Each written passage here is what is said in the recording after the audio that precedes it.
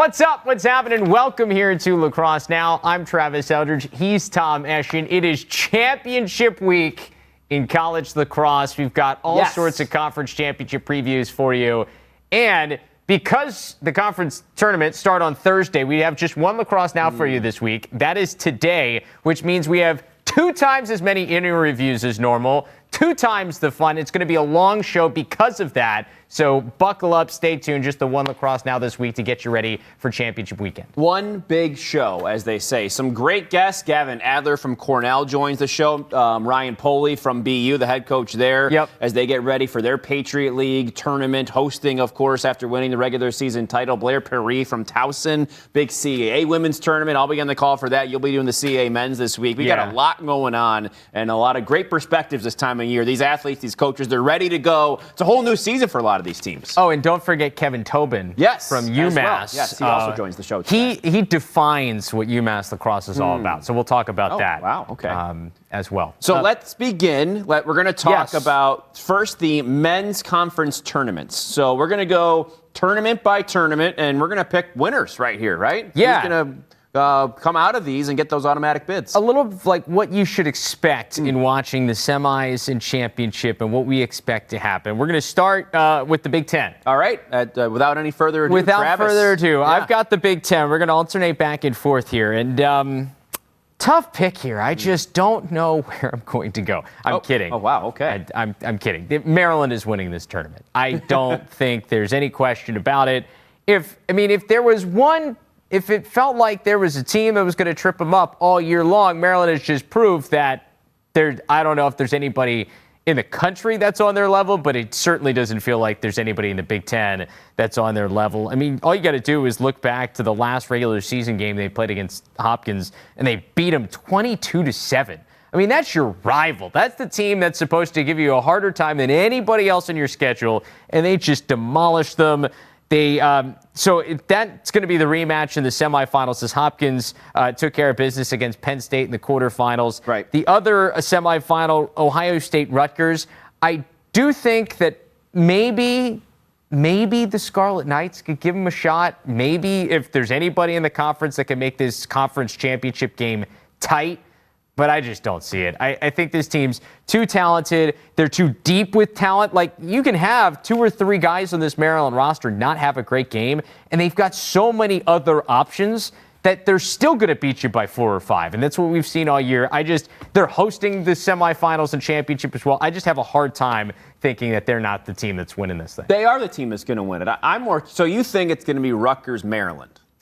I'm not sure who I think it's going to be in that semifinal. Ohio State, it felt like they played a better game the second time against Michigan this past weekend than they did in the first one. Yeah. So I thought Michigan would come back and win that. So they have a little bit of momentum. And they are on the bubble. They're a desperate team. This is very much Rutgers, Ohio State. Now, I think both of them have a chance at making it, like, combined. Like, you could get 3 Big Ten teams in. But the team that wins that semifinal is going to feel a whole lot better about their situation in the NCAA tournament. I'm giving the edge to Rutgers, though I do worry the fact that they had a week off. It feels like, to me, I like Ohio State. They have been... So we talked about it all year long. You can't predict them. Yeah. They've either looked great or really not so great. They had a really off week against Rutgers early on in the year. I think that was Rutgers beat them by 8 or 9 goals. It was like 18-9 or something like that. I think that Ohio State, like we said, they're desperate. And when they play their best game, there's not many teams in the country that can beat them. And it does feel as well that Rutgers peaked a little bit earlier in the year. And like you said, Travis, Rutgers has the week off. Ohio State coming in off of 2 wins against Michigan, where I think if you play a team twice, it's always hard, as you know, to beat them a second time. But if you win the second time, that means you refine some things. You're able to make your game plan a little bit different than it was the first time around. And I think this Ohio State team has a higher ceiling than Rutgers, and I think that they've shown the potential to be great. And I think now is the time for them to show that. And I see them getting the job done in this game. Not that they're going to go and beat Maryland, but a de facto maybe play-in game to the NCAA tournament here. Ohio State's going to be very desperate, and I think that they have the ability to do this and maybe steal, like you said, Travis, another bid for the Big Ten. If Rutgers is already going to get in, Ohio State can take that bid away from maybe an ACC team. Yeah, that's who it is. Yeah. First, it was 18-7 first meeting 18-7. Rutgers. Yeah, I thought it was that big. It was a big loss. Yeah. I mean, we've seen it all year. If Jack Myers goes off for Ohio State, they're going to win. He was held to 2 assists in that game. Mm-hmm. The defense for Rutgers hasn't gotten a lot of attention, but they've got good size. Like Jared Jean-Felix is a terrific athlete. Bobby Russo back there. Bryant Boswell. Like, I think they have a solid defensive unit that obviously had success against him. I'll be interested to see what Ohio State does, because I don't know if in a lot of cases, the answer is, all right, well, if they're going to shut this guy down, fine, we'll let the other guys beat him. I don't think if you're Ohio State, you can do that. I think you got to figure out ways to get him the ball and create. I'll be interested to see what they do here, considering what happened the first time and how they try to get Jack Myers more involved, because he is the key to getting that offense to go. Yeah, I think that this time of year, that's when some of the best coach teams, that's when they come alive. And Nick Myers, I trust him. And yeah, they've been so up and down this year, which the consistency hasn't been there. But if they play their best game, when they've been good, they've been really good. I mean, I think they're in. And like you said, you've said it all year long. Desperate teams. And there might not be a team more desperate than Ohio State this weekend. And this matchup, and this is one of the key games. Even despite championships going on, this semifinal is huge. We talk so much about the ACC. They don't have a tournament, but you have Duke Notre Dame as a playing game. To me, this very much well could be a playing game in itself as well. I think you're right. So that's the game I'm watching in the Big Ten. All right, sorry. Okay, but Maryland's going to win. Maryland's going to win it, so we got to talk about anyway, something else. Go ahead. I've got the Ivy League next. So you got Cornell against Yale, Brown against Penn. As we know, the Ivy League, some people are now, I've seen some Twitter talk, people are like, why is the Ivy League getting so much love? Because they're going to have 5 teams in the tournament. Princeton, who was number 3 in the nation for most of the year, isn't even in the tournament. It's crazy. It is what it is. I understand, like, people are upset about the Ivy League getting so much love RPI-wise. They won the games. So they did the work that normally you see the ACC doing. And no one feels like, oh, there's so much love for the ACC, because the ACC usually are the teams that win those games. This year it was the Ivy League that did that. I'm glad you brought that up, because here's the thing. When and the games happen earlier in the season, so yeah, teams evolve. But ACC teams, the reason they look better now is because they're playing a bunch of other ACC teams. That's right. I know. The same way that Ivy League teams don't look quite as good because they're losing games to other really good Ivy League teams that proved it out of the conference. So you got to pick and choose. Like, I watched that. You can't have it 2 different years. The ACC. You'd have to say the same thing for the ACC in prior years. Like, you watched Duke, North Carolina on Sunday night, and that was a nice win for Duke. They came from behind, absolutely dominated that third quarter. Looked great. Yeah, looked great in the second half. But against a North Carolina team that, should they have needed to come from behind? Let's be honest. Like, North Carolina hasn't looked like a top 20 team in weeks. Maybe a month or so. No. Like, they just have not impressed. So as great as Duke looked in the second half of that game, you've got to take that with a grain of salt and say, well, North Carolina really hasn't proved anything in a while, and Duke had all these other opportunities against non-conference teams. They didn't get it done. And so while Duke looks better, you've got to also see who they're playing and how that stacks up to what they possibly could play in the NCAA tournament. I think you're right, and that's why some teams should get in and shouldn't. And Duke's gotten a pass in the past in February or what have you for dropping games because the conference has been so strong and these wins mean more.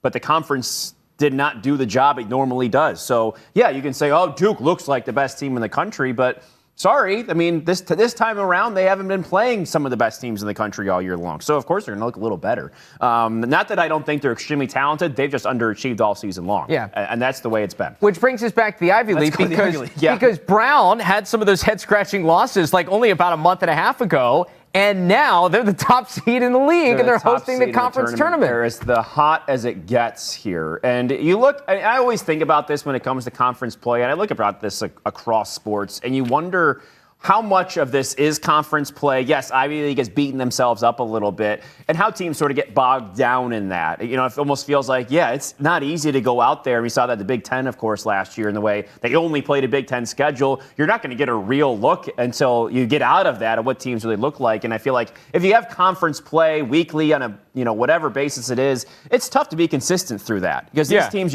so well, they know you, and Ivy League had everybody back this year, and I think that's why you got some up and down play from from some of these guys. But Brown was the most consistent team down the stretch of all of them. And they played maybe as tough a schedule as anybody down the stretch as well. I like them getting to the championship game here. I think they do beat Penn, which, I mean, that's going to be a great game. Brown beat them at Penn already this year, 12-10. Penn led 5-0 after the first quarter in that game. That just shows you how quickly Brown can turn it on. Their offense is dynamic. They can do it in a lot of different ways. And I think, you look at North Carolina on the women's side and how they can go really deep. I think Brown can do that too. They don't have to have one guy that is taking all the shots or delivering the offense akin to a Jack Myers with Ohio State. I think they can do it, and a lot of the guys can do it at a very high level. I'd like Brown beating Penn. I know Penn's got 4 straight wins. They beat Harvard, Dartmouth, St. Joe's in OT, and UAlbany. Yeah, that doesn't really scream that they've been dominant. They haven't dominated those games either. I know St. John's had a really nice season. We'll talk to them in a little bit. Yeah. I just think Brown's too much for them. Cornell, Yale, this should also be a great game. Don't forget, this was when Yale turned things on this season. That March 19th game, Yale outscored Cornell 7-2 in the fourth quarter. 13-12, Cornell won that game at Shellcop Field, by the way.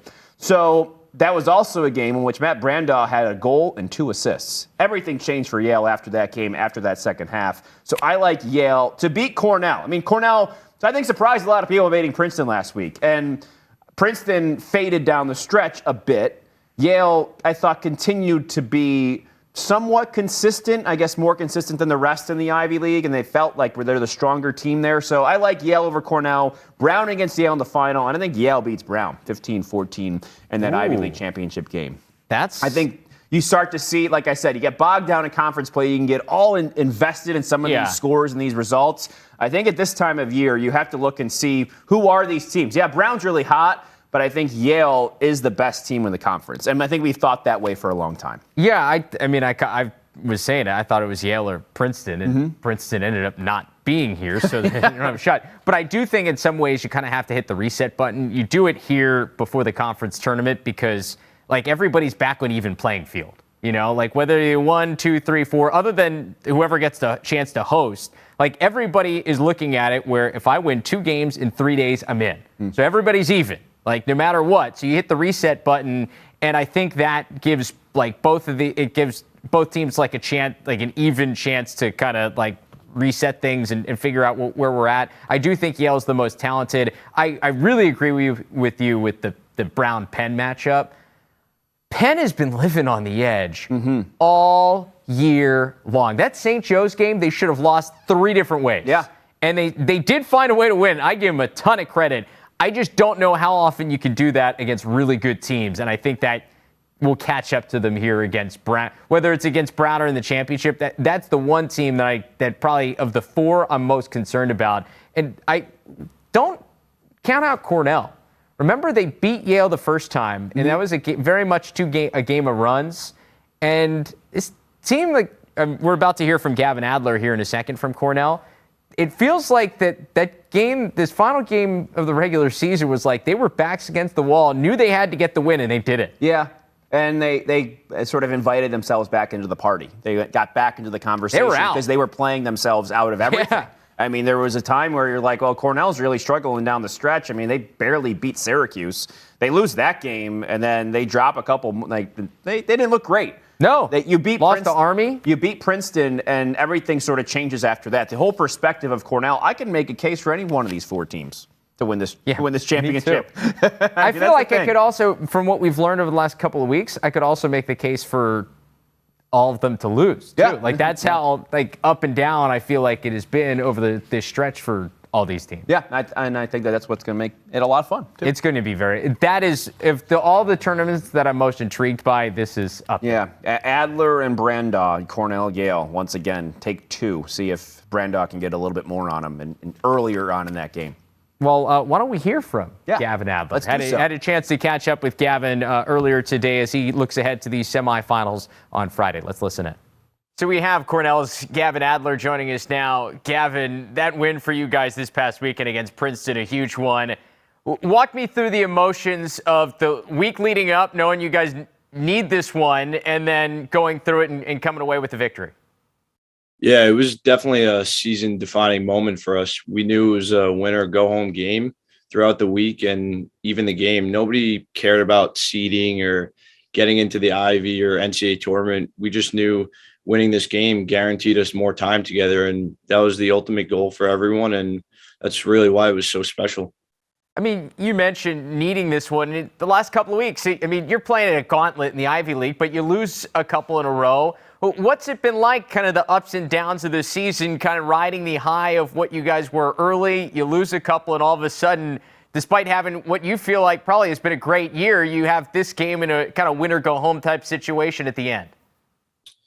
Yeah, we just stuck to our culture and stuck by each other. We followed our leaders, and obviously we got some great coaches there too. And we just trusted what we have in the building, and we just worked hard throughout the weeks, got better, suffered some losses, learned from them, and responded. And ultimately, that's the name of the game. And just right now going into May, this is where we want to be peaking and reaching our potential. You mentioned the culture there, and obviously your new head coach in Connor Busick has kept up what you guys had before. What has it meant to the program to have a guy that obviously was part of it as an assistant coach, and then even before that, part of it as a grad assistant and a player? Like, what has that progression meant for you guys as a culture and keeping things like feeling kind of normal, even though you have a new head coach there? Yeah, I mean, it means the world to us as players. I mean, all of our coaches, Coach Busick, Coach Stevens, and the rest of them are so relatable as just people and coaches, and they've been through what we've been through. They know the ropes. They know how we feel as players as well, and they have such great relationships with all of our players, and that's really so important to all of us. And just with everything that happened in 2020 and the coaching change, and we couldn't be more excited to have him lead us going forward. He's obviously still a pretty good player. You ever matched up with him at all? Yeah, we've actually practiced and done some 1v1s. I mean, he's always available for extra work. And when I was younger, I used to ask him to go outside and just go 1v1. And I don't know how many other players in college lacrosse could say they suited up with their head coach and just got extra work and done that. So that was great. Can you match up to him? He's got some size on you, but like you've proven your worth. What's the matchup like? I mean, he's a great matchup. I mean, he's big, fast. I mean, a lot of contact throughout, but I think I've held my own. That's fair enough. You've had of any of the defenders in the country, you've had pretty much a gauntlet of some of the best attackmen in the entire country that you've gone up against throughout this year. What have you learned about these matchups that you've taken on throughout this season? I've learned a lot about them and myself, truly. I can't really choose one specific player that I would say was the most difficult, and don't feel like disrespecting anyone, because everyone's just so unique in their own ways, and it requires a certain amount of preparation throughout the week from myself and my team. What's the mentality you have knowing, like this whole weekend, you've got a laundry list of guys from Yale, and whoever ends up in the championship game, you're going to have another tough matchup if you win. What is your mindset going into a matchup where you're going up against another number one guy? I really don't get too caught up in it. Honestly, I just prepare and whatever it takes to win. If they need me to do this, I have to do that. And that's really it. I don't really get too caught up in it, and I don't like to draw that attention because I also have a bunch of great teammates, and I don't really look past one guy or look forward to it. It's just whatever it takes to win, and that's really the mentality. You have a favorite takeaway check? I actually do not. I don't really like to throw checks at all. Okay. Just stay in front of the guy, like that's your move. Yeah, just try to match feet and be fundamental. All right, fair enough. This first Yale game that you guys played, or I know it's at this point probably a month or so ago, was wild in terms of momentum swings. You guys jumped ahead. They went on that run. What can you guys learn from the first time you guys played, knowing what you're going to face here in the semis? Yeah, we've learned a lot since that game and really throughout the whole season. I mean, they're a great team. They're well coached. They're disciplined. They play their brand of lacrosse well. I think both teams have improved throughout the year, and it's a huge rivalry game. I mean, we know we're going to get their best. They're going to get our best. And it's just a great game. We're all looking forward to it. Why the number 77? Actually, this is an interesting one. I was 43 my freshman year, and there was a senior on the team named Tom Riley. And he wasn't really a huge contributor. You know, he was just a great teammate throughout the program. And he was someone I really looked up to, because at times when I was struggling as a freshman, he was always there for me. And at times I kind of wasn't doing well, or I nagged a couple injuries throughout then. He was just always believing in me and pushing me to get better. And I really just looked up to him. And when he left, I told him I'm just going to take that number and wear it in his honor. Wow, that's really cool. That's like an awesome tribute to a guy who helped you out early on.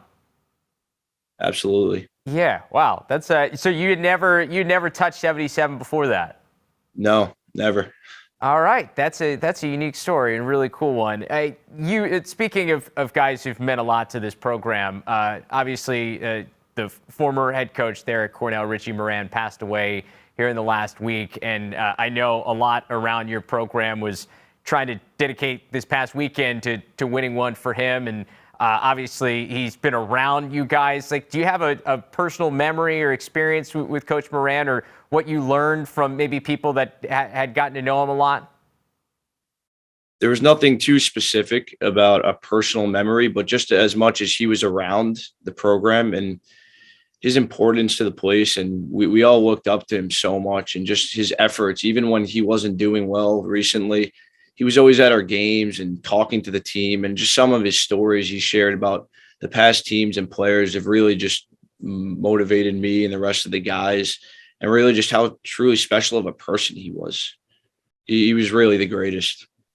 Yeah, it's really cool. I mean, I saw Rob Penelva's posted about how much he was around. And, like, there aren't a lot of figures like that in programs that are still around all these years after they've coached. And I think that was really special. Absolutely. So you're from Long Island, right? Yes. And so you go up to Ithaca, and I know the area a little bit. There's some pretty good delis there. Have you found anything that can match the Long Island deli scene? I honestly have not found anything. All right. But have you found like a good bacon, egg, and cheese? Can you get good pizza, or is it like you got to wait till you get home? The pizza's decent. I mean, there's a good bacon, egg, and cheese spot at College Town Bagels, but I wouldn't really compare anything to Long Island up there. So what's your spot at home then? I have a local deli in my town that I just run into whenever I need something. It's kind of just the go-to spot. Nothing too crazy or a big name place or anything like that. And what's the breakfast order? Is it bacon, egg, and cheese on a roll? Do you go bagel? Where we at? I usually like to make my own breakfast. I usually eat egg whites or sometimes just scrambled eggs. But when I run into a deli or something, I'll go bacon, egg, and cheese on an everything bagel. That's my order as well. Good stuff, Gavin. Hey, good luck this weekend. Safe travels to Providence. We know this Ivy League tournament should be a lot of fun. We can't wait to see you guys in action on Friday. Good luck. Yeah, thank you so much for having me. Really appreciate it. Have a great day. So can't wait to see what Cornell does in the tournament, and if they can make that run and continue their hot play after the Princeton win. Yeah, I really do love what Adler was talking about with, like, hey, we knew it was one game. Like, this is it. Backs against the wall. We came together and got a win against Princeton. I tell you what, hunger. It's all about who's the hungry dog, who's going to get it done. That's a good lesson in picks. Yes, it is. Or bear, and when it comes to hungry or bear. Yeah. Anyway, let's roll on. SoCon, Trav, what you got? Oof, man, this is really interesting. You got three teams that seem to be the teams that you got to keep an eye on. Though High Point just lost to Mercer this past. I don't know what happened. I didn't see that result until a day later, and I texted Travis and a couple people. I'm like, High Point lost to Mercer? What happened? Yeah, I mean, Mercer needed to get in. They got in. Yeah, they're the fourth seed in this tournament. Never count out the desperate team. It's true. You're right. The Bears, they found their way in. Anybody can be desperate. More Bears. All right, so we got Jacksonville Mercer in one semi, High Point and Richmond in the other. Remember, this tournament's happening at High Point. Okay. There's predetermined site before the season. That's an edge for the Panthers. Though I like Jacksonville and Richmond to get to this championship game. and I'm going Dolphins.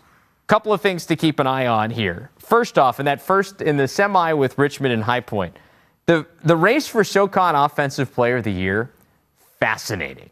Because you had two guys who are both top 10 in the country in points, in Ryan Lanchbury from Richmond and Asher Nolting from High Point. Think about how close this race had to have been. And I'm guessing it just came down to strictly points per game, because there's really very few other ways to figure this out if you're a coach voting for this. Ryan Lanchbury finished with 5.54 points per game.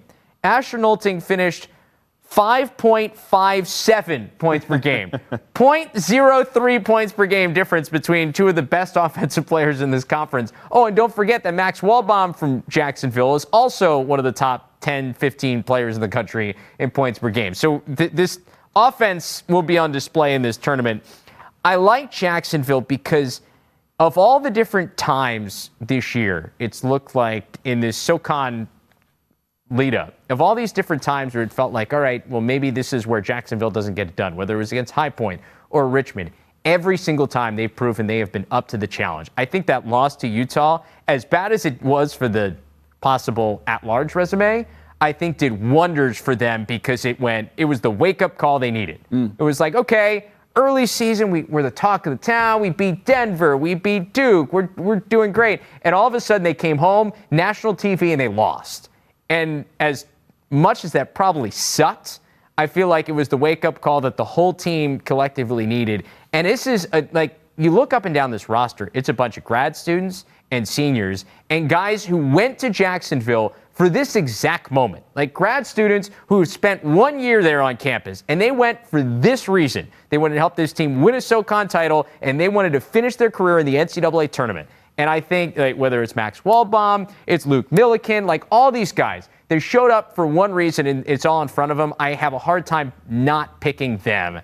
As much as I really like what Richmond has done this year, I think they're super talented. I would love to, whether it's Jacksonville or Richmond, with what we've seen from them, I don't want to play them in the tournament. I was just thinking about that. They're really dangerous. Yeah, in terms of, I know Richmond beat Virginia, and they dominated Virginia at that. I feel like what Jacksonville was able to do more consistently over the course of the season gives you a lot of hope for that conference and getting an NCAA tournament win. Yeah. Against one of these top-tier teams, they can go out and beat, it feels like, almost anybody of that top 10 other than Maryland at this point. Maybe Georgetown as well. You can stick them in there. But anybody else, it's open season. So when you talk about teams that are hungry, it feels like Jacksonville says, oh, we've already gone out and proven that we can beat almost anybody in the country with the way we played our schedule. Now, this is our opportunity. We need to win this to get in, to be able to do that on the stage instead of just having this cute story at the beginning of the season. Yeah, exactly. Those were big. I'm not going to say, no, but you're right. Those were big wins for the program. I will say the NCAA tournament would be another giant leap. That's a different stage. Mm-hmm. It's not just like, oh, hey, we did a great job at the beginning of the season and it's a cool year. This is a thing where we can establish something. I do think that Jacksonville not have, if Richmond was hosting this, if they're going to play Richmond, I do think it's a big advantage to be at High Point. If for them, other than hosting, this was a better case scenario than what it could have been. I just always think this tournament gets kind of weird. It does. This tournament gets a little weird. I think we've seen Jacksonville put up 4 goals in the championship before. I think against Richmond a couple years ago. You're not wrong. We've seen High Point knock off Richmond. Yeah. It sometimes can get a little funky in SoCon. That's the only thing that I get a little hesitant about when you think, okay, Jacksonville, we got them, and then something happens where you get a 5-4 title game. With what John, I don't think that's going to be the case, but you never know. With what John Galloway has done in terms of them embracing all the attention all year long, I think this time of year, that's when this does wonders. Because people are saying people have said really nice things about Jacksonville all year, so it's not new. Yeah, they've been a top 10 team all year long. Right. It's not new for them to hear this. But one final thing about some of the projections, the NCAA tournament, at the moment, if Jacksonville were to win, some of these RPI projections have Jacksonville in a play-in game. So you win the play-in game against whoever, whether it's the winner out of the NEC or whatever, possibly matching up against Georgetown. Yeah.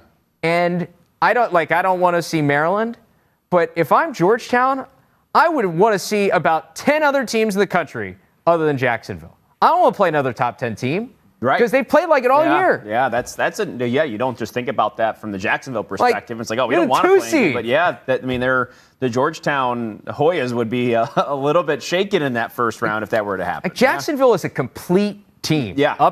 They've got pieces all up and down the field. It's not just like one side heavy, as you see sometimes some of these stories are where they shock somebody early. They're complete. We were talking earlier, it would be the Atlantic Sun getting the edge over Jacksonville. Yeah, Utah if currently, that were to be the one that would go through, but it'd be Utah getting themselves out of that situation, which I think if you're Georgetown, who do you want to play?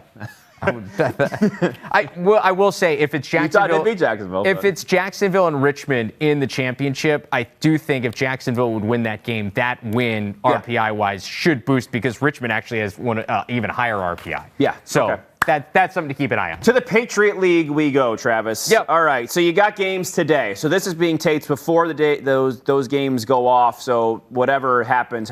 If I'm wrong in the future or past or whatever you want to say, go watch Doctor Strange. Anyway, I'm going to go. So obviously there's quarterfinals involved here. I think it's the semifinal games. These are what I'm thinking is going to happen. It's going to be Army, Loyola, BU, Navy. So BU's the top seed in this tournament. Loyola has won, by the way. Oh, look at this. So you are already correct. I'm already 1 for 1. I'm done, right? I'm good. 11-7, Loyola beat Bucknell. Yeah, and I think that's probably about right for Loyola, and I think they're a team that's going to make it to the championship game this year. And I think that they went through their stuff beginning of the year. They beat Duke. They've shown their potential, and now we're talking about hungry. That's the theme today, hungry teams. They're a desperate group. This is it for this go-around. The last holdovers from the Pat Spencer era are still there. And obviously that feels like so long ago, but these guys are still around and probably want to make their own mark on this program and leave a legacy, of course, that was there with Pat Spencer, but also continue that on for the future teams here, for the future guys here. We know they're so veteran-laden, knew that going into the year. I think Loyola is going to have just enough to take down Army down the stretch. I think that they're able to do that. I think they play a style, and they're going to have the guys that step up in those situations. I know it's going to be tough to stop Nick Turn, especially with what he is going to be focused on at this point of his career. So I do like Loyola to get past Army. I got BU Navy in the other semifinal. Okay. I think Navy beats Lehigh. Lehigh just hasn't really lived up to me in their expectations. Talk about another team that's played one-goal games galore. Lehigh all year long. But we saw what Navy did against Army. And Xavier Arline, what he has brought, and you heard Evan Washburn on the call, saying Xavier Arline is back. And this kid was hurt and comes out of football and everything like that and just influxes this whole different dynamic onto the Navy program that I think they're finding their life. You know what I mean? And I think they're embracing that as well. And they've had some nice moments as the season has gone on. I think this is going to be a nice time for them to get into the semifinal. BU Navy, I think BU does win it. BU, they were the nice story to begin the year. I think they're going to go on and win this championship. I think they're going to beat Loyola. I don't think Loyola is going to have the firepower to be able to keep up with BU because I think BU's offense is pretty good. And Matt Garber in goal for the Terriers will be able to stop Loyola just enough. Yeah, they were a great story to start the year, but they were able to be, I think, consistent enough through conference play where I have the confidence in them to be able to pull this out at the end. You know what I mean? They weren't just a flash in the pan that immediately sunk back into conference play and saw the other guys emerge, like the Armies of the world, Loyola and Lehigh, a lot of teams that we thought that would be at the top. It was BU they were able to sustain what they brought at the beginning of the year and were able to, and they're battle-tested too. They played a tough schedule. Well, and I do think that if you're Coach Ryan Polley, we're about to hear from him here in a second from BU, losing to Army in that final week of the season when you've already locked up home field for the semifinals is like the best thing that can possibly happen. Right. Like you didn't put your best foot forward. Yeah, there wasn't a lot to play for, but you could have run the table there in the Patriot League. You end up losing by one. That game was kind of crazy at the end. There was a stretch of like 8 minutes where nobody scored in the fourth quarter, and then you got 3 goals in the final 45 seconds. Yeah. Nuts. But I think that's honestly like the best thing could happen because it kind of resets everybody's focus. Like, okay, that was a wake-up call. We can lose some of these games in the Patriot League. We got to show up. Yeah. If I'm BU, I think I want to see Loyola in the championship if I get there. I don't know if I want to play Army again. BU's got tons of firepower, and you're right, and they're balanced too. Maybe the most balanced BU team we've seen in terms of they're still really strong defensively, but they can also outscore you. So, BU teams in the past, they're winning games 8-7 or 7-6. They're going to like slow you down, knock you out, drag, like slow pace, whatever. They can run and gun and score 16, 17, 18 goals if they need to win.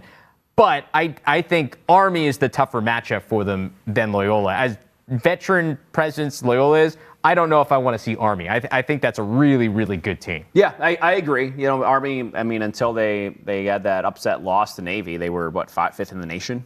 So that they were up and they've going got, this way. And Brendan now Nickturn is maybe one of the best attackmen in the country. Right. And, you know, you look at some of the games that Loyola had, BU had out of conference, those Ivy League games in which they struggled in. But I think at the end of the day, they were consistent enough where I have the faith that they can come and they can relish this moment for them in their program and go out and win and get that automatic bid, because this is a one-bid league.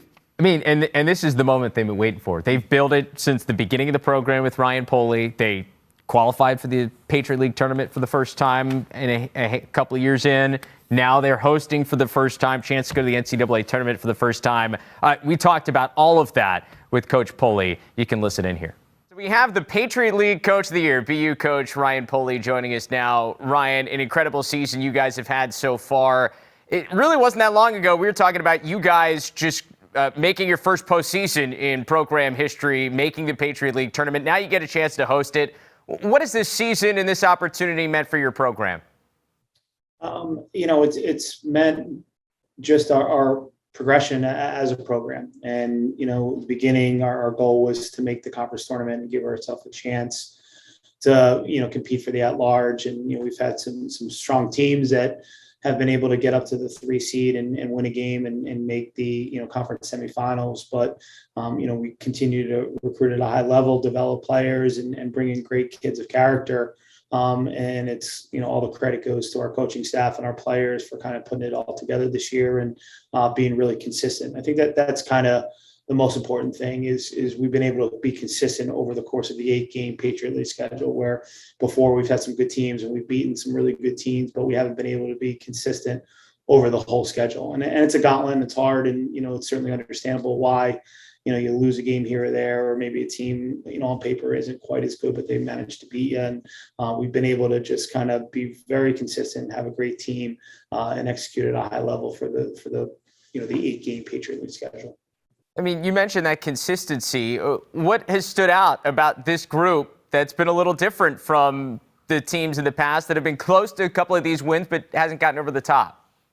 I would say just, you know, holistically, it's 2 things. It's number one, our team culture. I think we've been able to establish a championship culture this year with the lead of our seniors, and then our juniors following, you know, right behind that. And, you know, a lot of our seniors have been 3.5 year players for us. And, you know, we're part of a very good team their freshman year that, you know, took Lehigh to the, you know, lost by a goal to Lehigh at Loyola in the Patriot League semifinals, and, you know, had a bunch of seniors on there that made first team. And, you know, I think they saw, you know, how close it was. And then the next 2 years were a little bit of rebuilding and just kind of challenging with the COVID aspect of it. But, you know, as soon as last year ended, I think the seniors really took it to heart that they wanted to make our culture better and really had a vision of where they wanted to take it from an accountability standpoint and an execution and just being a little bit better in our detail. So I give them a ton of credit. I give our juniors a ton of credit.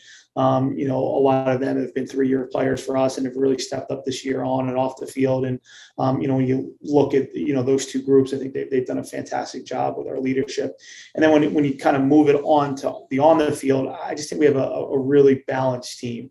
You know, it certainly starts up the middle with the face-off X. You know, our LSM and goalie, you know, have been spectacular. You know, two out of the 3, you know, being positional players of the year in the league, and then, you know, certainly Connor being second team. So I think we're really strong up the middle. I think our attack unit has been incredible. You know, Dialto, Perfetto, and Lay have been really, you know, in my opinion, one of the best attack units in the country, and all, you know, super balanced. So, you know, we're good on offense. We're good up the middle. I think Coach Lattimore has done an excellent job with the defense. We're one of the, you know, best defenses in the Patriot League.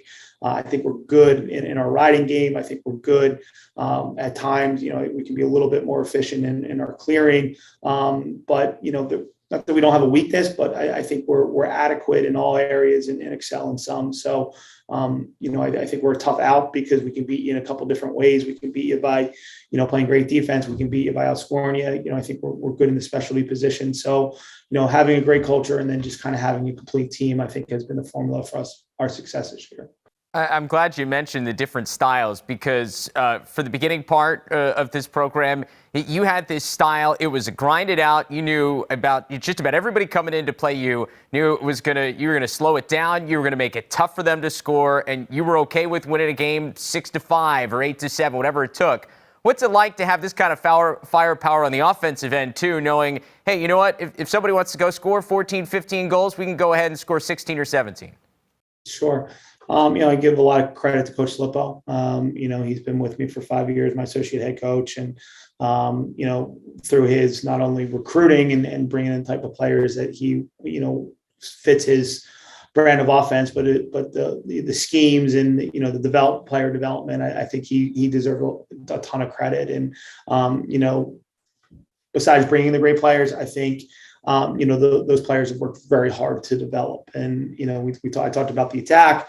Certainly Jake Cates took a huge step this year. Unfortunately he's injured, but, I thought he was one of the best middies, I've seen all year, and Quadrino and Bork. And then, a really strong second line with Niedringhouse, Hilburn, Bogger, and a couple of younger guys stepping up in Jepson and Corcoran. So, we're pretty balanced. Again, it's kind of the theme of our team is, it's not, you can't just concentrate on one player. I think that's what makes our attack so special is just, any one of the three attackmen can go off. And, Dialto was having such a beginning, was kind of hot in the beginning, was scoring a ton of goals. And then Timmy took a big step. And then Lewis has been great down the stretch. So, all three of those guys, depending on the matchup or the game plan, can either assist the ball, get their teammates involved, but if you're not sliding or they get the opportunity, certainly all can score. So, excited to have such a versatile group offensively.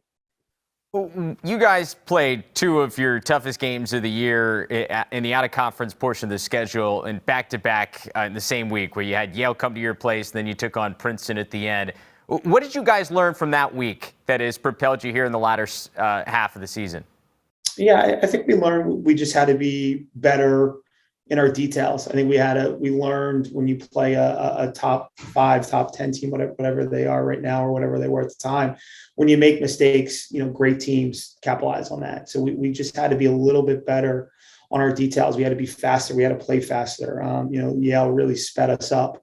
On defense, they were making quick decisions. And, if we were a second late, with their great shooters, a 12-yard shot, because we're not doing our assignments quick enough, a lot of times led to goals. So, we kind of figured that out, improved upon that, in the Princeton week or the days leading up to Princeton. And, I think we had a much better showing against Princeton and, frankly, had our opportunities to win that game. And I think that really helped us going into Loyola week. So I think what we learned was, if we're going to compete at this level, we're certainly capable of that. But we need to be playing our best ball, and we need to be, I don't want to say mistake-free, but we just need to be cleaner in our details and our execution. So we're full disclosure, we're taping this Tuesday morning. You guys don't know who you're going to play yet in Friday's semifinals, but both games are happening this afternoon. How do you try to figure out who you'll end up playing? How do you consume these quarterfinal games, knowing that you just get the lowest remaining seed as the top seed in this tournament? How do you figure this out here on Tuesday? Yeah, it's two things, Travis. We are, number one, we're going to concentrate on ourselves. Like we need, one of the things that we've done really well this year is get better each and every week. And, our formula has been basically Monday through half of Wednesday. We really focus on BU and we work on things that we need to get better at. We work on things that are going to be critical for our success. We compete pretty heavily on Tuesday and Wednesdays. Offense versus defense, our starters versus our reserves, and our reserves have done a masterful job this year in being really competitive and giving our first team a great look. So that's the first thing. And then the second thing is it doesn't really matter who we play. We're going to play a great team. And whether it's the 6th seed Bucknell or it's the winner of the Navy Lehigh game, we're going to play a great team. So, certainly each team has its own specific way that it plays and has little small, changes and adjustments that we need to make just to be prepared. But, for the most part, it's about us and our execution and not as much about the opponent that we face on Tuesday. So we're certainly preparing for all three of them, on a small scale. And then we'll certainly put all of our attention onto them, come tonight after the results of today's games. So take me in your head here to Friday. Nickerson Field hosting the Patriot League men's tournament for the first time. What's it going to be like to have all those teams coming to your place and, your road to the NCAA tournament? At least you guys get a chance to play it at home. Yeah, it's great. I mean, it's, I can't even last Friday night at the Army game, we had so many alums come back and so many supporters of the programs. And we have alums literally flying out to be here on Friday. We have both club and varsity alums, coming back, pregame party, at a local restaurant before the game. So, just really proud of, the foundation of the program, which was our club alums, and to kind of transition to varsity and build this program and, push this thing forward and have so many guys from both the club lacrosse programs and our varsity lacrosse programs really bought into this team and excited about our progress and really looking forward to supporting us at 4:00. So it's going to be a great game against a great opponent. And I'm really, looking forward to, seeing our guys compete at the highest level. And I mean, probably as a head coach too, you guys are coming off a 1-goal loss against Army. And it almost has to help the situation, because it's not like you're riding super high. It's like you got the top seed, but there's also has to be this extra added hunger coming off what happened this past weekend. What has been the teaching point, or what have you been preaching coming off that game as you guys look ahead to your biggest game of the year? Sure. And our biggest point is if we have a performance like we had on Friday night, and we didn't play we didn't play our best ball. But we didn't play terrible. I mean, give a lot of credit to Army. They're great, and they have a great player. And, certainly he exploited some of our weaknesses. And, but I think we could have been cleaner in a lot of areas, a little bit sharper, and, came down to a few plays. And our messaging was very clear on Sunday when we met, is if we have this type of performance where we're not as clean as we can be, we put ourselves in a position that our season could be over. So, let's put all of our emphasis on being great this week with our details, being on time for meals, making sure, we know our scouting reports, making sure, we're getting extra shooting in, because at the time it was 5 days, but right now we're only guaranteed 3 days together. So if we want to keep this thing going, we have to be, put all of our efforts to being as sharp as possible, execute at a high level, and then leave nothing out on the field. And I think we learned a lesson from Army that, hey, if this was a week in advance, if we played that way and Army came out or our opponent came out on the, other side of the scoreboard than us, then our season was over. So, our focus has been great so far this week. Looking forward to have another great practice today. I got one more here before we let you go. Obviously, Chris Gray started his career with you guys at BU, and I wonder what it was like to watch him break that all-time NCAA record this past weekend, knowing he started there with you guys in your program. Yeah, happy for Chris. I mean, he's a great player and even better person, and he's one of the best to ever play lacrosse, if not the best. So it was a pleasure to recruit Chris, get to know his family, Donna and Ken, two great people. And I'm happy for him. He deserves it. He's a great player. And, congratulations to Chris on becoming the all-time leading scorer. Well, we are looking forward to seeing you guys this weekend. Such an awesome thing to have watched what you've done with this program, Ryan, from pretty much the very beginning, and watch you grow this thing to where you guys are hosting the Patriot League tournament. Good luck this weekend, and appreciate how cool this is going to be for you guys. Good luck on Friday. Okay. Thank you very much. Great to hear from Coach Ryan Polley. Once again, one of those cool transitions, a guy that we've had here in the studio over the course of his first years of the program. He was one of the first coaches that came into the studio at our old building, and so it's really cool to see them now hosting the Patriot League tournament and how far this program's come. Yeah, absolutely. And you lose the all-time leading point scorer to North Carolina, a couple years ago now. And that was the 2020 season, which Gray goes over to North Carolina. And look at what they've been able to do since then. And I think it says a lot about what they built in the program, the depth in recruiting, and saying, okay, yeah, we can lose a great player. And it's kind of the way Duke has responded as well, with Charlotte North going to Boston College on the women's side. Yeah, and you know what? It's, they've got 2, I think, top 20 scorers in the country on their own attack line. I mean, it shows you that, this is not just it wasn't a one-man show. Yes, it was a team it was a program that was building, and that was a portion of it. Yeah, so congratulations to Coach Polley and the Terriers for doing that and his staff. Okay, let's move on, Travis. Big East. Big East. Okay, so this is Georgetown's conference to lose. I mean, we've seen it all year. There's a 0.000% chance they lose to Marquette in the semifinals. They're like, maybe if there was a less than 0%, then we would go with that. There's no way that's happening. So Georgetown's going to the championship. The other semi is really, really interesting. Villanova and Denver. It feels like these two play every single year in the semifinals. And Denver got them in the regular season, but I'm going to be really interested to see what happens in the rematch here, because if Matt Campbell can get hot for Villanova, that's been the difference maker at times this year. And of anybody in this league, Villanova, if that offense can get hot and can shoot the way that their upside is, I think that's the only way anybody can contend with Georgetown. They just lost 13-7, Villanova did, in the final week of the regular season against the Hoyas.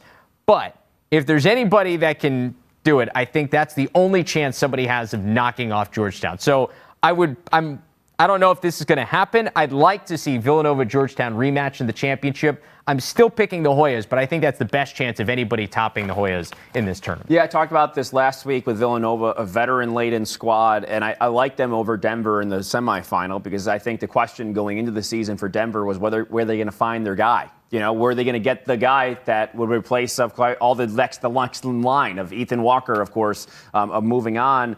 And I don't think they ever did. And like you said, Villanova has a lot of guys that can get the job done. I think they can outscore Denver in that game. And then you go and have that second time around with Georgetown. Maybe you can give them a run for their money. You never know there. And I think that should be in the back of Georgetown's mind throughout that Marquette game, too. So the Marquette game might be a little closer, I think, than you think. Oh, you really? Because I think Georgetown might be looking ahead. But that's okay. They're still going to win the game. They've got way too much talent. I mean, Georgetown, you look at this offense. First off, they share the ball remarkably well. They've got 3 players with 20-plus assists so far this year.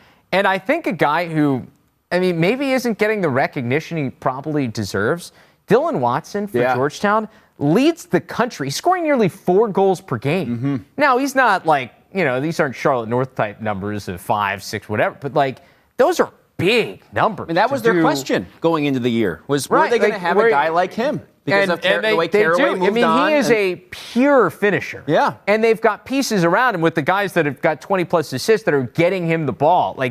This offensive depth is really strong. And so I think that is just too much. And then you mentioned the firepower of Villanova. That's the biggest question against Georgetown. And it's not even just in this tournament, but moving forward. Who has the firepower to go against this Georgetown defense and win matchups? Because they've got 2 number 1 defenders. They've got one of the best goalies in the country, and a bunch of other pieces around them on defense that all can lock you down. So who do you have that's going to beat their man against this Georgetown defense? And for the most part, most of these teams haven't had an answer. That's why Villanova's upside offensively, I think that's the one chance somebody has to beat them in this Big East. Yeah, I think there's the chance. I don't think it's going to happen. So yeah, I'm kind of with you. I am with you. I've got Georgetown. Yeah, absolutely. Okay, move on. NEC. We'll go to. This is fascinating. This is my favorite story of the whole I'm riding with history, man. I'm going with what we've seen in this conference. Bryant over St. Joe's. I can't, sometimes you just got to go. You can't go against the grain too much. You got to look at what's in front of you, and this is the way it's gone. And Bryant lost to St. Joe's. It was a close game in the regular season, 11-10 the final there.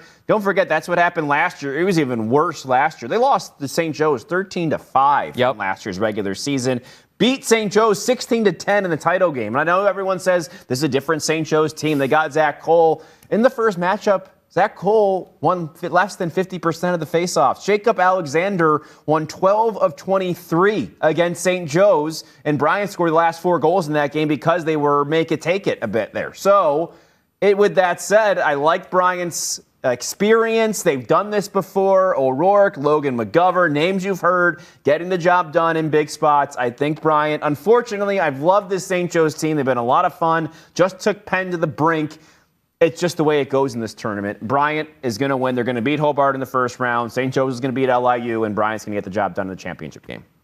It happens. It's remarkable. I'm going with his until I see something different. It's like the last 13 years, the team that's won the regular season title in the NEC did not win the conference tournament. Yeah. That's absurd. Yeah. Like, think about that consistency. Until I see something different, I can't pick any other way. I was talking with Taylor Ray for a game that we had of St. Joe's earlier on in the year, and I mentioned this. I was like, what's it like you guys are going through the motions here of the regular season, knowing that, all that matters is the 2 games in 3 days at the end. Yeah. And he was honest, and he was like, look, he's like, I won't think anything is a success until we figure out a way to win that conference championship game. This has been just they've been snake bitten by this game. I really want the Hawks to win. Nothing against Bryant. I love that program. But if there is one coach that you feel like and team and program that you feel like deserves to finally get it, it's this one. Yeah. I mean, they have been so consistently good in that conference for now 5, 6, 7 years, and they still haven't found a way in.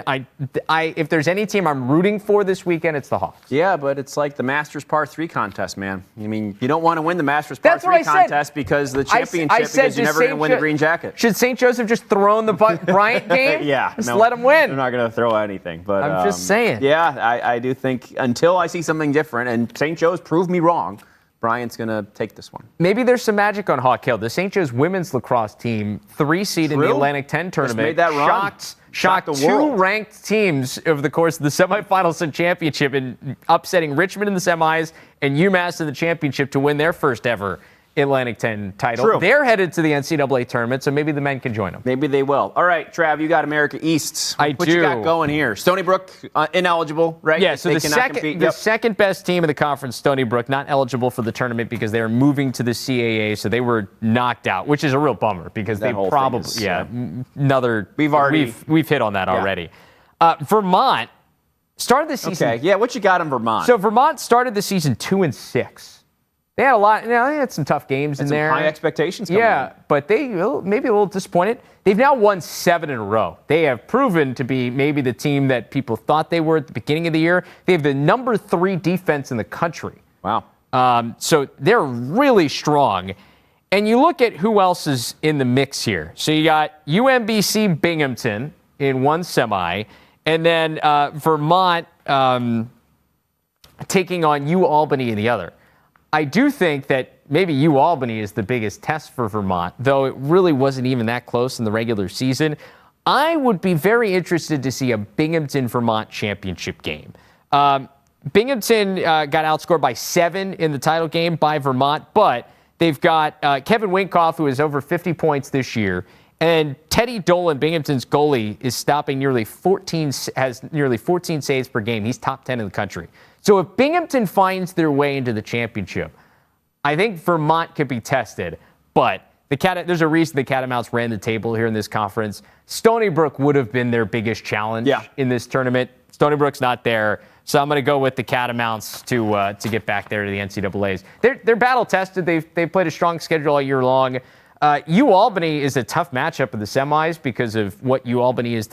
UAlbany gets up for some of these games. They looked really good against Syracuse. UAlbany got better as the year went on, for sure. They did, but I mean, Vermont handled them in the regular season. I think it's the Catamounts. Okay, I'll roll with that too. I think Binghamton's had a nice season too to put themselves in the position where they are right now. So yeah, I think it should be competitive.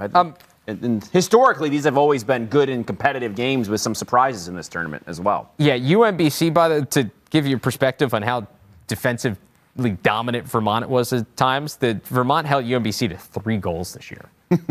Hey, come on. Yeah. 3? Yeah, that's pretty good. Okay, Atlantic Sun. So we'll go to the Atlantic Sun First Conference. ever. Yes, they get a bid of their own. You've got Utah and Bellarmine, and then Robert Morris and Air Force going off in the semifinals. In the final, I have Utah over Robert Morris. It feels like Utah has been building to this. What they've done, and it's so cool. So Utah, I'm rolling with Utah. They beat Robert Morris 18-8 in the regular season. Yeah. I don't see any sort of NEC thing going on here. Utah's going to go and roll. They won at Jacksonville this year. Yeah. You go up. This is, listen. This is the future of lacrosse. You would hope in 20, 30 years, maybe. Maybe that's a little farther down the road than we want to be, but their roster, you go up and down to the guys that are making a difference. It's the whole country. It is incredible to see the guys that are making a difference for this team and will be doing so in the NCAA tournament. Tyler Bradbury leads them in scoring. 24 goals, 28 assists, a sophomore from Oak Park, California.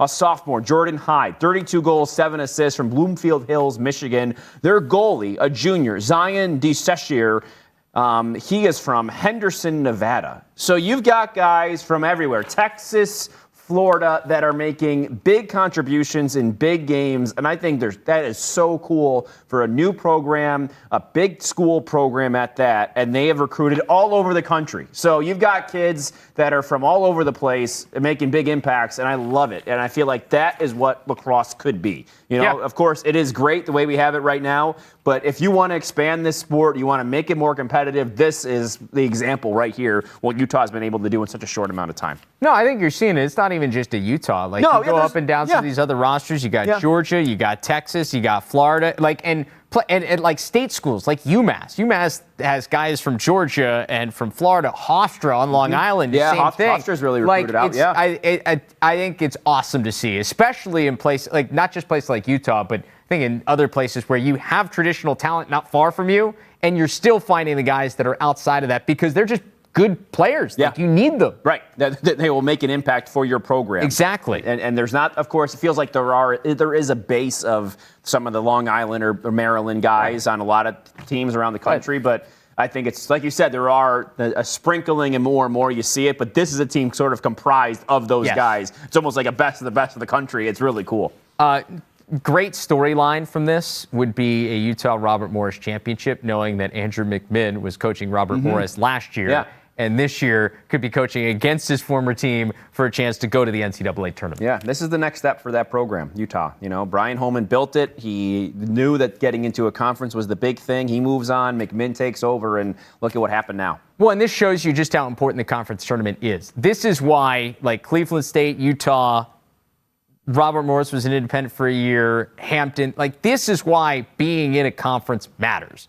Because you can win 2 games in 3 days and you can get into the NCAA tournament, and immediately your program is on a different stage than at any other point in the year. Yeah, right. And so that's any point in its history. Right. This is why it matters. It gives you the key to get in. Otherwise, you're locked out forever. You're just kind of playing games. Right. Yeah. There's no end of the season. Looking for morale. Right. Yeah. Your moral victories. Your season ends with the last game that's on your calendar. Yeah. Not this time around. Really cool to see what Utah's done. Awesome. All right, let's go to the CAA. Yes. And I'm calling the CAA men's tournament. So I can't pick it, but I can help break it down. Oh, yes, you can. So I like UMass Delaware in the final. Okay. I think that you look at sometimes I look at chaotic conferences, and I think I did the same thing with Yale. And you say, who's the best team? Well, you look at results, and they are what they are. UMass, to me, is the best team. Delaware is the second best team. They know they've had some results that kind of make you head scratch or whatever. Yeah. But you look at up and down the rosters, it feels like that is the case. UMass won the matchup in the regular season, 11-10 back about a month ago in April. I like that UMass. I think they're the best team in the conference, and they're going to win the tournament. Okay, interesting. What do you think? Man, I don't know what to think. Towson, so it's Towson UMass in the first round. Towson just lost by 1 to Hofstra in a game that Towson really needed to win. No, they didn't need to win it. That was the thing. Hofstra needed to win that. Hofstra was desperate. And so I give a lot of credit to Hofstra for coming out in the way they played, because that was the best game they had played, I'm pretty sure, all year. What they did against Towson. They scored 15 goals, Hofstra. They went off. I didn't think that Hofstra was capable of 15 goals. However, in a game like that, Towson in the second half, in a game that they didn't have to win. They knew they were in the CAA tournament, and unlike in some other past years where if you're the top seed, you get a chance to host, that wasn't at stake. And God knows they had no idea who on earth they were going to play. It wasn't like, oh, we can figure out this matchup if we end up here. The seeding in this tournament could not matter less. Like, it doesn't matter because the 4 teams in are pretty much, in terms of talent, I think are essentially as equal as any 4 teams in the country. It is wild how close these teams have been all season long. And that's why it is so freaking hard to pick who you think is going to win, because any one of these situations, it could be tight. I do think you can go either way. Flip a coin. I do think we're going to get a couple of good games. I'll be interested in, the Towson UMass matchup. I think if you're UMass was the one you didn't want to see, because I think Towson's toughness goes head to head with UMass, and that was what UMass did against Drexel this past week that got them into the CAA tournament, and is what makes them a team that's really tough to play, is that they're going to ride you like crazy, and they're going to create havoc. Even when you get a stop, they're going to create havoc. Well, if there's one team in the CAA in the back end that does better than anybody else against that craziness, it's Towson defensively. Like, they know exactly what they are. They're going to stick to their script defensively. They've got a good, experienced goalie, an experienced defense back there. That's going to be the problem for UMass in doing what they did last week against Drexel, where they looked really good in the second half, is trying to create those cost turnovers and failed clears, and getting those cheap, easy possessions is not going to be something easy to do against Towson. So that's why I think that's going to be a really back and forth battle. And in the Drexel-Delaware game, it really just depends on which one of these teams show up. Because either one of these teams, if they're on, could blow the other out. Mm-hmm. Or we could have an incredible game like we did the first time, where it was back and forth. Like, Delaware had jumped out to an early huge lead in the regular season meeting with Drexel. Drexel actually battled back and figured out some stuff at the face-off X and was able to get back in that game. Ended up being, they tied it at 15, and then Michael Robinson scored, I think it was with 10 seconds left in regulation, to win it 16-15. I hope we get something like that. Yeah. But both offenses have the ability to go off for 16, 17 goals, and both offenses have the ability to show up and only score 9. I will be interested to see which ones of these teams show up, because it's kind of been like that all year. If they're on, they are great. When they're not on, you're like, wait, what happened? And Drexel gets the host, Vitus Field. And the women's tournament's also there this weekend. Be some, sleeping in your own bed makes a difference too. Yeah, and I mean, they got I think they ended up giving them the right, because they won the tournament last year, so you get a chance to host. It was a predetermined site before, so despite the fact that they're the 4 seed, lucky enough to host it. I will say Drexel too, maybe a little like rejuvenation shot, because they lost against UMass, then had to wait all day Saturday to figure out, are we in or are we not? Is our season over or are we good? Yeah. They got the help they needed from Delaware, as Delaware beat Fairfield, kept Drexel in. And so maybe a second life. Let's see what they do. A little nothing to lose mentality at home. They don't have to go anywhere. They've got a really veteran group too. It's like the whole team that came back from the team that won the CAA title last year. Right. It's a very similar squad. It just is a matter of whether or not they can actually play well enough to do so. It's like they've tried to figure it out all season long of what isn't working. Does it click? They do lose. You lose with Reed Bowering, and Tomac would have been so impactful for them this year too. I don't know. I mean, now it's now or never to trying to figure it out of who you are. This is it. I mean, them defensively, they brought back the whole defense, pretty much the entire defense. You got Tucker Durkin, who's a terrific defensive coordinator, and you brought back a goalie who had a terrific end of the season last year in NCAA tournament. Maybe now that they're in the tournament, maybe it clicks. Yeah, and that's what they've been waiting for. That's what they've been waiing to figure out. That's what Brian Volker's hoping for. He's like, I don't know, man. I've just been waiting for this thing to click and see what happens. To come together. But you lose a couple of those pieces. Even Colin Mailman, I remember I talked to him about. He's like, these are guys that Mailman would make plays, but he's like off the field. They were just part of the gel that made the team go as a season, all season long. Well, and you know what it does? It does go to show you, and the same thing with Loyola and the Patriot League. How much each season really does matter. You can say all you want, oh, you know what? You lost in the semis and the championship, but you're all coming back. It's going to be fine. Well, like that season's completely different than this one. Like you can't just replicate the situation. So you got to seize the moment. When you feel like you have the team that can get it done, seize that moment and don't leave any opportunities you never to go. know. You might not make it back. Right, exactly. Yeah. So it should be, I mean, this tournament's going to be awesome. I can't wait. But I do like UMass to win it all. Okay. Kevin Tobin, a big part of what the Minutemen do on a weekly basis. Travis caught up with him and spoke to him about the tournament and all other things earlier today. So as we get ready for the CAA tournament here on LSN starting on Thursday, we've got UMass's Kevin Tobin joining us. Kevin, we were talking about it before. You guys went into that final game of the regular season, needed a win to make sure you secured your spot. You get it done. What was the reaction in the locker room and the feel here coming off of that win? I think it was just a great UMass win. We love the way the energy we put on the field and the heart we played with. And it's kind of just a good momentum boost going into the playoffs. I'm glad you said gritty because that was just the feel about it. Like the ride in the second half was going. You guys were causing turnovers. What kind of pride do you take in not only the way in which you the win, but the way in which you did it? Yeah, I mean, for a lot of us, almost 15 of us, that was our last game on Garber. So to be able to play hard hat lacrosse and play tough and gritty like that and work for those GBs almost means more than, some of the other flashier plays that show up in the highlights. But we were proud of what we displayed on the field, and it was a great way to go out on Garber. I know a lot of guys feel the same way. You described the team effort, and I feel like your description is just the perfect way to describe your game too, like tough, gritty, hard-nosed. How do you describe, like, if somebody would ask you, how do you describe yourself on the lacrosse field? How would you do it? Just the words you just use, tough, gritty. I'm always looking to make those type of plays versus the flashy stuff. Just trying to emulate UMass lacrosse and all the players that came before me and the way they played. And I think it's just been great being able to feel like I've played UMass lacrosse for the past 5 years and hopefully continue into the playoffs here. Where did that grittiness and the toughness come from? Does it come from wanting to emulate the guys that were there before you at UMass, or is that something that you pride yourself before on? I think I was always a hockey guy.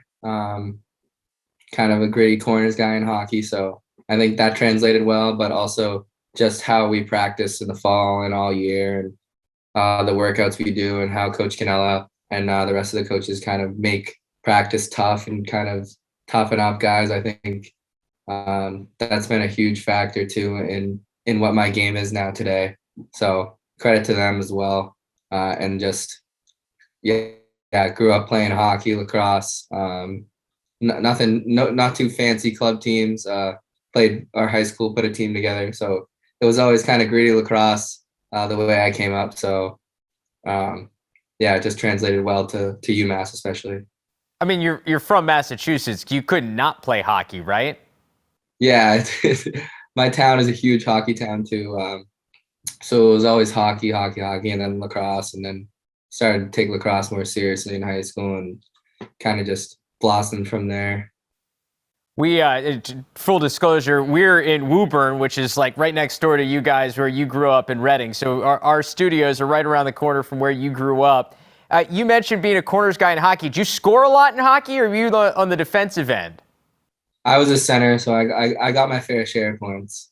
All right, so it's a little combination of you got a little offense there too, on just like you are on the lacrosse field. Yeah, for sure. My hockey game was very similar to my lacrosse game today. Perfect. It translates well. Your younger brother Mike is also on the team, but I want to know, like, growing up, when did he become taller than you, and how hard was that to take? Probably around 9th grade, and I don't know, I just never really thought of it, but it was pretty funny. You get the jokes here and there, but yeah, he's good about it. We don't really talk about it, but all right, fair enough. Yeah, he's got like 4 inches on you, but the two of you have a similar game. Like, what's it like to be on this offense? And at times you've been on the same midfield line. What's it like to share that with your brother? I mean, it's something we dreamed about when we were kids. So being able to live out a dream like that right now is like, you don't really notice it. I'll sit and think about it sometimes because you're kind of just in the day-to-day thinking about the team, thinking about the playoffs or whatever game's next. And I think it'll be even more special when I'm done and when I can look back and really appreciate it more then. Yeah, I mean, it's a really special thing, and both of you guys have been really important members of this team, especially this year.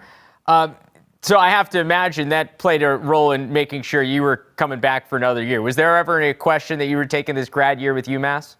No, never a question. When we learned we got the year, I think it was like 2 years ago now, I was locked in from then. So you guys as a team, it's been an up and down year, even in the CAA. Like you start with that big win over Delaware, and then you go through a couple of losses. You find your way into the tournament with a big win here at the end of the season. What has been the roller coaster journey of this team, and where do you feel like you guys are now as you get ready to play the biggest games through your season? I just feel like it's just adversity, and once we overcame it, which we did, it only made us stronger as a team and as a unit, closer as a team. Like when you lose a couple or you lose one big one, you inevitably practice a little harder, and you have that little chip on your shoulder that I think we still have, even winning the other day going into the playoffs. I think in the end, now that we're in the playoffs, it's good for us that we lost those games and humbled us, and we have a chip on our shoulder now going in. Well, on your offense, obviously you guys lost Chris Conley again due to injury, but in the addition of Logan Liljeberg seems to have really helped you guys at attack as a grad transfer. How has he kind of transferred in? And knowing the style of play, it's maybe different than you used to, but it seems like he kind of just fit right into the mold. Yeah. First week he came in, I knew he was going to be a good fit. He's a gritty guy too. Like the way I described UMass Lacrosse. He plays UMass Lacrosse. He rides hard. He goes for those GBs. He's not afraid to take a hit. It's been great playing with him. He's an unselfish player too. He's a great energy guy. Yeah, I couldn't have a better transfer than Logan come in and step in. So really thankful for that. What was your first reaction when you saw that Grant Breo hit at midfield that led to the goal here this past weekend? Well, I was on the field, so I just thought ball on the ground. I saw the ball go on the ground. That's what you think. But then I looked at the video after and was like, "Whoa!" I didn't even realize it was that big of a hit. But he's a big boy, and he does that a lot in the fall and practice and stuff. So I'm not surprised it was Breo who laid that one. You just don't want to be on the receiving end of one of those, right? Absolutely not. No, he was he was a linebacker in high school in Georgia, so he knows how to lower his shoulder. Yeah, for sure. Stay away from those guys in fall practice. First, you guys lost the first time you played Towson in the regular season. What are you taking away from that game as you look ahead to the rematch here in the semis? I think we just break down film and see what we did wrong. Like, just long story short, yeah, just see what we did wrong. I mean, luckily we literally have film from weeks ago when we played them instead of looking at other teams, which we will too. But just trying to correct our mistakes and see what we did well and how we can do more of that, and what we did bad and how we can do less of that. Well, Kevin, we're looking forward to the semifinals here on Thursday. It's been a pleasure to watch you and your brother play this year and throughout your careers. Can't wait to see you here on Thursday. Good luck, and we'll talk again soon. Thank you. I appreciate it. Kevin Tobin, I said this on the broadcast, like 5'7", 170 pounds, but he is like all heart, man. He just defines grit.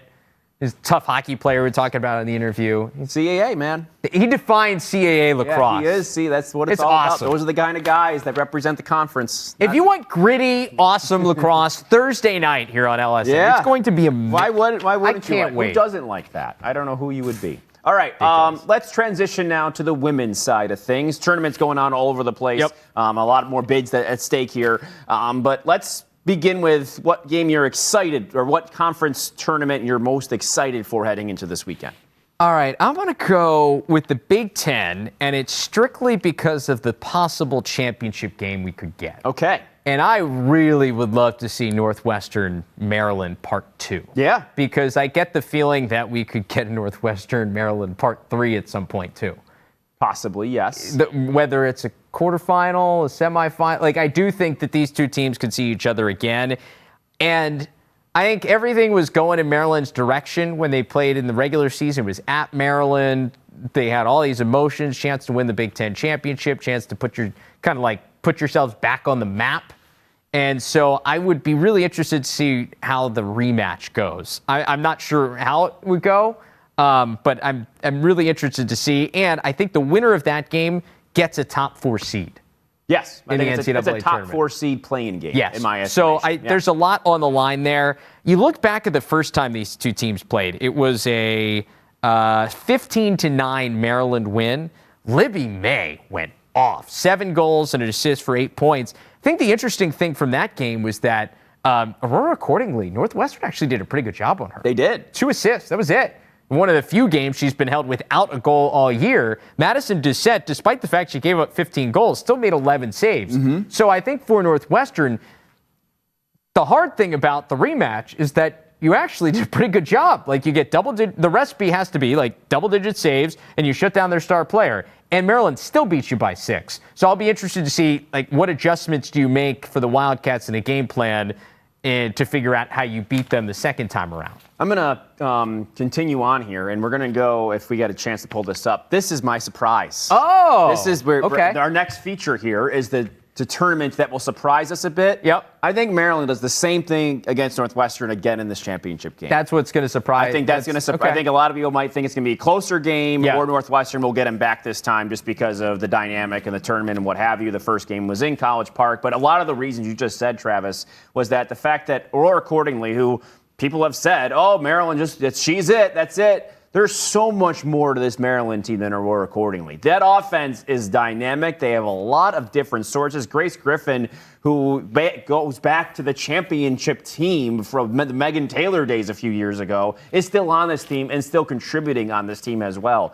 They do it on defense. They have maybe the best goalie in the country up there with Taylor Moreno and Emily Sterling. 16 saves in the first Northwestern game at that as well. And Maryland defensively, Jill Girardi, 3 goals on 13 shots in that game. Northwestern's going to have to be much more efficient this time around.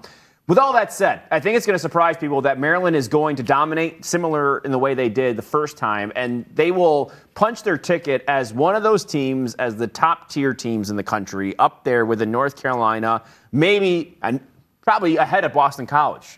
I think they win this game, they dominate, they're going to show everybody that, yeah, we're the second best team in the country, and we're going to dominate Northwestern again to do so. We are a more complete team than everybody else other than North Carolina. I think that's exactly what happens, and I think that's maybe so surprising people because I don't think people see Maryland like that yet. I've been screaming about it for weeks. I think it's going to happen when they beat Northwestern in the final of the Big Ten tournament. Tom is on the Terp train. I am. I'm on the bandwagon. Let's go. I am. Keep an eye on the semifinal. It's the late night semifinal on Friday night. Rutgers Northwestern. In Piscataway. Exactly. Yeah. I mean, look, I do think Northwestern is definitely the better team between the two, but home game, don't underestimate the fact that Rutgers is there and you have a chance to play in your home stadium in a championship game. If you win that thing, play your way into the NCAA tournament. Northwestern better be ready. Yeah, right. You cannot take that game lightly. And Northwestern, when you get them out of Evanston, things change a little bit for them. We've seen that. They're not as dominant as they are, in those nice confines that they have. And Rutgers had a really good year. I mean, they did. They've had some nice wins. A good team. Yeah. So keep an eye on that. I am most excited. What are you most excited about? I'm really excited for the Ivy League tournament this year. And in the past, it's been kind of just Princeton and everybody else. It's not that way this year because you've got Yale, second seed here, 10-5, and these two teams played back a few weeks ago. Last week, excuse me.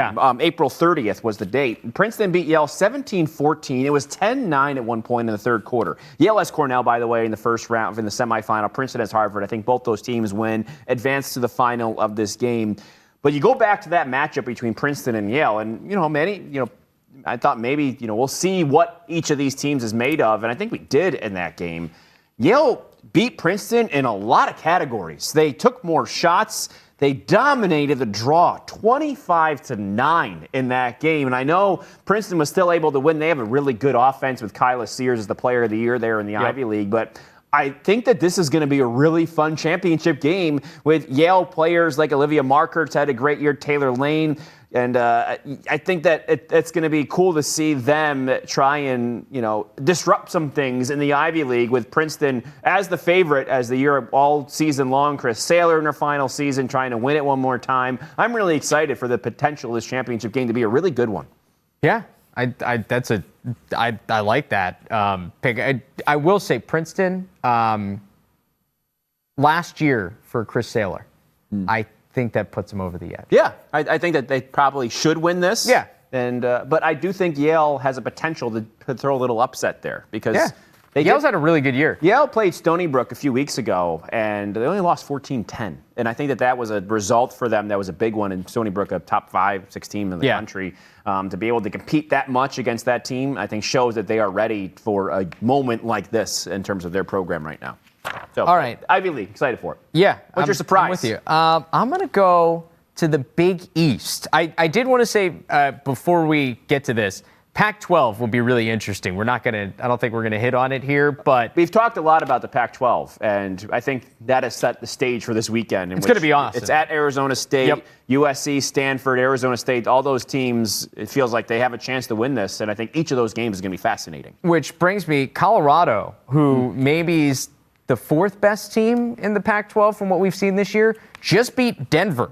And Denver's been really good this year. That was a big win for Colorado out of conference going into the Pac-12 tournament. So keep an eye on the Buffaloes. But Denver's the team to beat in the Big East. However, despite the fact that they've lost only 2 games this year to Colorado, we just saw, and to Boston College in the the freezing. The 3-quarter game. Yeah, the game that was shortened because it was too cold in Denver. Despite that fact, this conference tournament seems a little bit more wide open than I think it appears when you look at the records. Denver beat UConn, who's one of the other teams that you got to deal with here, by 1 goal, 14-13 back in early April. And Georgetown played them really tough. It was a 2-goal game when they just played not too long ago. So Denver, this isn't going to be a walk in the park for this Pioneers team. So keep an eye on UConn as a potential of beating them with Sydney Watson leading the way. She's got 80 points this year, had 6 points in the first meeting against Denver. And then Georgetown. Which is really good against Denver. Yeah. I mean, they are a stout defensive unit, the Pioneers. Great way to describe it. Stout. Stout. They don't give up a lot of goals. But for her to go off and help UConn get up to 13 goals is impressive. So keep an eye on both Georgetown and UConn to possibly beat Denver in that Big East. Yeah, Georgetown just beating UConn in one of the more surprising games of the last weekend. So I think that will continue over to this tournament. That should be fun. Yeah, so more wide open than I feel like it seems going in, but Georgetown and UConn have both had good years. Yeah, and they're capable of doing anything at this point of the year. They want to go steal a bid or two. Exactly. So we'll see. All right, so without any further ado, we've got a big one in the ACC this weekend. We do. It's the rematch. It's the rematch. North Carolina, Boston College, of course, went right down to the wire in college in Chestnut Hill earlier this season. Now they get to battle once again after a really interesting ACC tournament for the women, as you saw Virginia and Notre Dame maybe punch tickets to the NCAA tournament with their first-round wins. But at the end, it's BC and UNC. So I told everybody that on last week going into this, I think UNC is going to skate by. A little, sometimes it was a little questionable at that. I think that's going to. I think that's going to continue here. I think top to bottom, UNC is still the best team in the country. They're able to do it on so many levels, and it's a very tough task for a BC team to be able to do it at this stage. They had the chance at home against North Carolina, couldn't get it done there. I don't think that they're going to be able to do it against North Carolina. In North Carolina. Yeah, that's the big thing here. The rest of the tournament happened out in South Bend. It's the higher seed that gets a chance to host the championship game, so it's in Chapel Hill. If there was a wake-up call for North Carolina, it was the Notre Dame game in the semifinals because they went down 5-0. They took the lead. Then they let Notre Dame right back in it. Yeah. I mean, and Notre Dame played a great game. They had an incredible tournament. I mean, it was like Notre Dame finally. This is what we've been waiting for months. It feels like now. This is who you are. They knock off Duke. They beat Duke, and they what 12 for 12, I think, or 13 for 13 shooting wise to start that game. So they carried that over a bit to North Carolina and sort of got North Carolina on their heels a little bit, and then they regulated and got back to what they were all about, which, like you said, good wake-up call for the Tar Heels there. But, yeah, I mean, I think Notre Dame deserves more credit, I guess, for that. They were playing unbelievably well. No, they played great, but I do think, like, Carolina really hasn't been tested like that all year. No. So you've been waiting, and it's the same thing we've seen with Maryland on the men's side. It's like, all right, when is somebody going to get him? Because there's always somebody that just, whether it's like a Notre Dame that just goes out red hot, or somebody like in the men's game gets this great face-off. Somebody gets hot at the face-off X, and it's possession after possession after possession. Like, you just wait for somebody to be able to challenge them. Well, I thought maybe the championship with Boston College would be it, but I think it was the Notre Dame game that was their biggest challenge here this season. I do think they take care of business here in the championship game. This game is, and especially with the week off, like everything building up to this game, this Carolina team, as deep as BC has been offensively, and we've seen Jen Medjid and Belle Smith right now is a Tewaaraton finalist in my mind. I think she was the best player in the country last weekend. I mean, she looked unbelievably good in all those games. I mean, you probably could pick 2 players from BC and 2 players from Syracuse and from Carolina, and that would round out 4 of the 5 finalists. Yeah, you got honestly. Ortega, and you got maybe a Moreno in there as well, and all those players are the best in the country. They have been all year long. Yeah. I've got Carolina. Yeah, I just don't think that BC can get the stops defensively. Yeah. It's too much of an uphill battle for them right now. They've got to figure that out, if they want to be able to make a run to championship weekend. Now. That's a big-time liability for BC. If BC gets to 20, do they win? 20 goals? Yeah. They're not scoring 20 goals. Okay, all right. They're not scoring 20 goals. They might not get to 15. They get to 15, do they win? No, North Carolina probably will score 17 to 18 goals in this game. Okay, all right. Because they have so many different ways of scoring. And, you have the Jamie Ortegas in the world. You've got Caitlin Wurzberger and Mastriani. And then you got a player like Scotty Rose Growney, who I think goes really unheralded for this team. Shout out to Conestoga High School. She is, I think, one of the most underrated players in the country. The way she's able to catch and finish on the inside is so dynamic, and it is. I don't think there's many other players that can do what she does. And she fits that role so well in that offense. I think everybody sort of comes together in that North Carolina team. And they talked about this a lot on the broadcast. They're like, yeah, it's hard with this offense to really have somebody stick out, and win and, get the awards at the end of the year.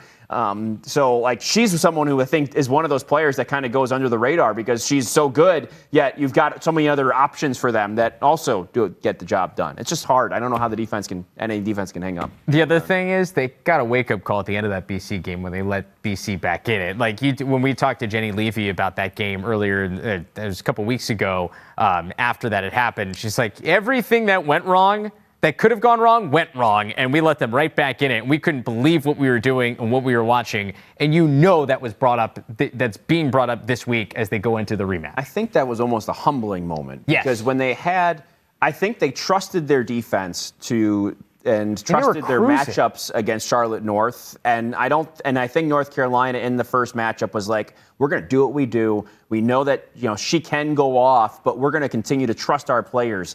And then you saw when BC's a woman down and Charlotte North scores 2 shorthanded goals because North Carolina, for the most part, is playing their normal shorthanded defense. I mean, they had the extra defender kind of fading toward North and going away. And I'm screaming at the television, why are you leaving Charlotte North? Put 2 defenders on her. I think that might have been a wake-up call for North Carolina. Okay, so yeah, we have an awesome defense, But Charlotte North's pretty awesome too. And given that situation again, no one is leaving her. So because they let her catch the ball, split a double team, and go to the goal. So I think that was a huge learning experience for them in a game where they didn't have to lose. Not often it's the games you lose that you learn. That to me was a big, big turning point in that season in which they haven't lost yet.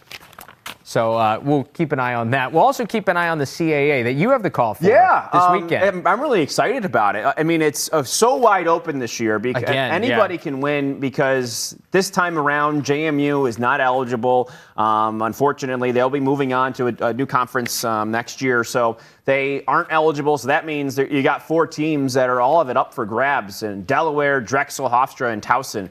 And any of those teams feels like can win and get the job done, depending on if they play their best that day. And I think that's going to make it for a really fun tournament. And you get a new face representing the CAA as the champion this year after JMU's dominated that. You get it in a new place. They also playing at Drexel this year, so that's going to be a whole different dynamic. I think it's going to be a fun tournament. A lot of great athletes out there and some gritty play, as always we know in the CAA. Of course. One of those great athletes, Towson's Blair Pearre. I had a chance to catch up with her looking ahead to Friday's semifinals. So we have Towson's Blair Pearre joining us now as we look ahead to Friday's women's CAA semifinals that you can see here on Lax Sports Network. Blair, thanks for joining us. We were just talking about it before. This is the time of year. The weather turns around. The excitement level is high. What's the feeling in the locker room as you guys get ready for Friday's semis? We're all super, super excited. Obviously, we're serious this week, but also trying to, not have too much pressure for us, and we're just trying to prepare the best that we can for this week. It's kind of a unique situation because you just played Delaware in the final game of the regular season. Now you get them in the semifinals. What do you try to take away? What's the coaching staff telling you about? Obviously, you feel good because you just beat them, but knowing you got to play them back-to-back weeks. Yeah, it's always hard to play a team back-to-back. Obviously, they kind of know what to expect. So we're trying to, implement some new things, change some things around to do the best that we can.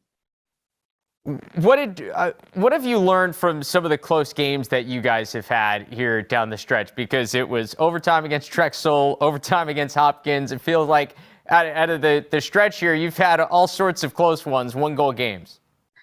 We just try to emphasize as a team to try to keep our poise and stay confident.